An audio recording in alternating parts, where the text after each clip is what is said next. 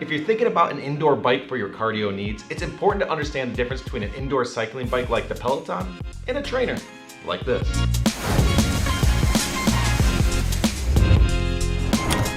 I want to talk about what we're going to cover in this video real quick. Let's just say you're in the market for cardio equipment, specifically bikes. Well, the first thing most people do is they start looking into the Peloton. It's what they know, and it is a great product. And there's a lot of other bikes just like the Peloton that are great products, but it is not the only category.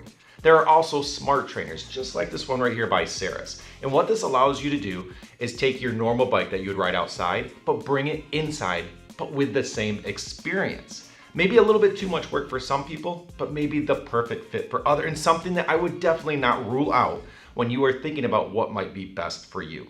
Let's jump in. So there's one major distinction that sets these solutions apart. The indoor bikes are great. They are always ready for you. When you want to work out, they are going to be ready to go. But if you want to take them outside, obviously that's not going to work out. For this, you can still use outside. You still have your bike. But when you're ready to bring it inside and use it and still have the experience, you can. So to help you understand what might be the best option for you, I see two major categories that once you understand those, you can identify the route that's best for you.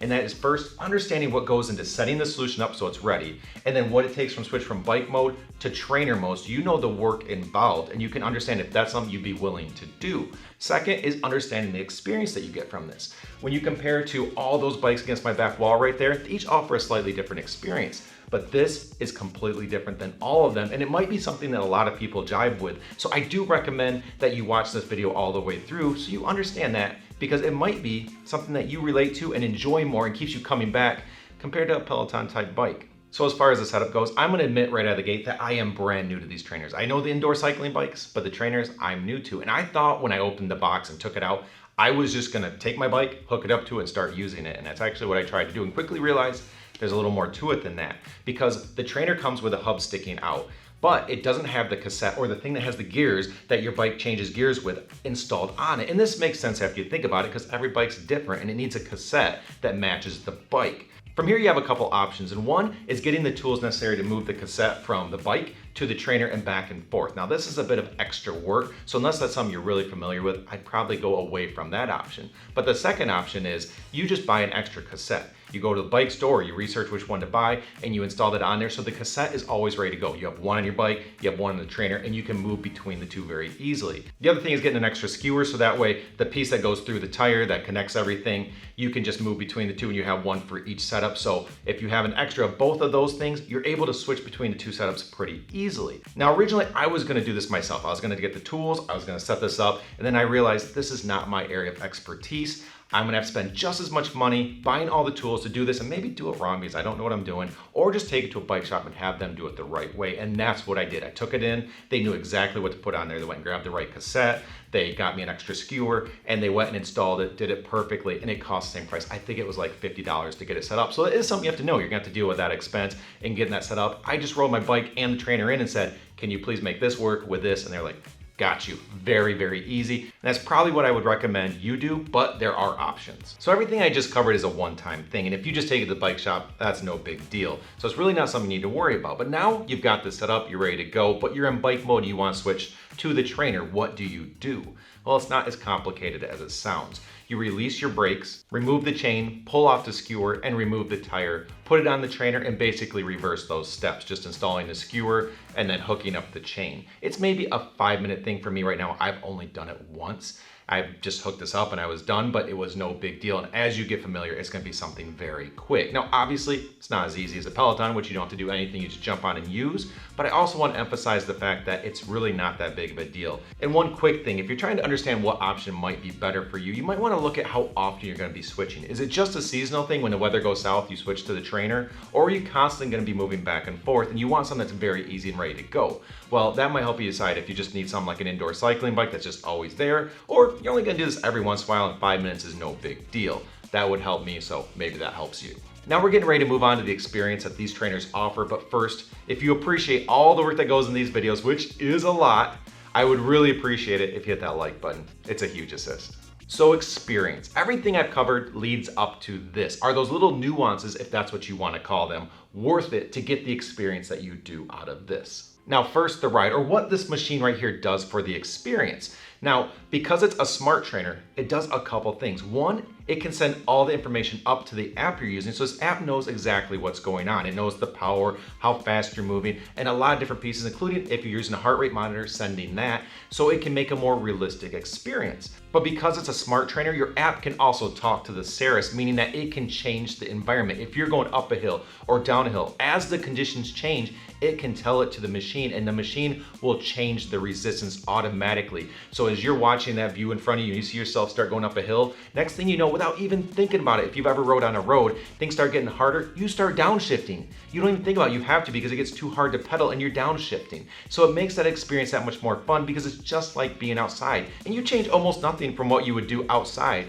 but you're in the luxury of your own house. And this feels important to understand because it offers quite a different experience from a Peloton-like bike. When you're on a Peloton or other indoor cycling bikes, it's very smooth. There's not a lot of feedback. You don't feel anything coming through the pedals. You don't have to change gears. You don't have much to do. You just ride and get into the content. But you might want to ask yourself, do you just want nice and simple and just work out cardio? Or do you just want to be more involved and feel like you're riding a real bike, and just might help you come back every day because you just feel like it's a little more involved? But in short, this is the only smart trainer I've ever used, but it did an amazing job emulating the virtual environment I was in. So I was very happy with what it did and the experience it offered. But to be clear, I'm not knocking either setup. They are both fantastic. It's just about identifying which one talks to you so you can purchase the option that you're gonna enjoy and keep coming back to. And now the content. And when I compare to the indoor cycling bikes, they have a lot of different flavors to what they offer. You have the studio structure where it's instructor and people around them, and you feel like you're riding in a group setting. You have instructor-led scenic rides where it's outside and there's an instructor next to you and they're talking to you, and it's that kind of vibe that we're tackling this ride together. There's more zen or spa-like feels, but none of them match what I got out of the experience from using Zwift with this setup. Now again, there are a lot of other options, so as I learn more, I would be happy to create videos about those, so give me some ideas. But when it comes to Zwift, it's more of a virtual reality. I've created a world, you're riding in this and you see all the other riders. So as you ride, it's not you and an instructor, or it's not someone giving you feedback or motivational or telling you, we're going this fast now. It's you riding and trying to keep up with others, seeing different landscapes, making choices about what rides you want, and giving you a realistic but virtual experience. Meaning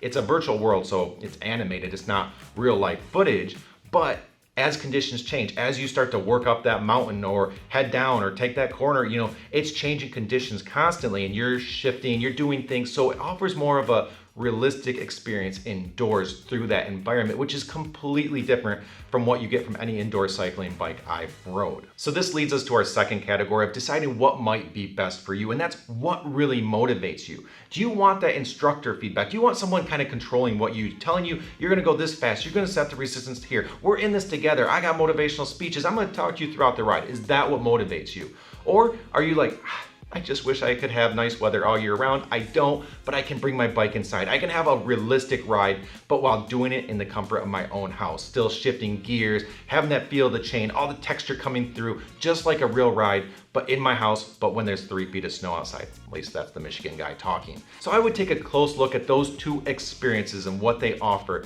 and that will really help you decide which might be the best for you. So I want to wrap this up with a few things. And first, I'll admit that I'm a noob when it comes to using smart trainers and the Ceres and what it offers and the different apps that are out there. I am just getting started with this experience. That being said, I didn't know if I would enjoy this. I've always stuck to the indoor cycling bikes. It's kind of been my thing. And I just thought this was gonna be too much work, not worth it, and just not enough going on with the content itself. But I thoroughly enjoyed it. And to give you an example of how much I enjoyed it, I do YouTube reviews. I am always moving to the next product, and that means when I'm done with one review, I don't look at it again because I'm on to the next thing. I just don't have the time. But with this, I enjoyed it enough that I'm gonna try to find ways to sneak it in. But to say this one more time, indoor cycling bike, Ceres with Smart Trainer, both are fantastic options. It's not a one or the other, it's just about which one will work for you. So don't feel like you have to pick the better, pick the right one for you. But I hope you found this helpful. Again, let me know if there are certain things you'd like me to cover. Hit that like button if you took anything away from this, and subscribe to stay on top of all the things I got coming up. Lots of reviews coming up. But until next time, here's to a healthier you, and have a good one.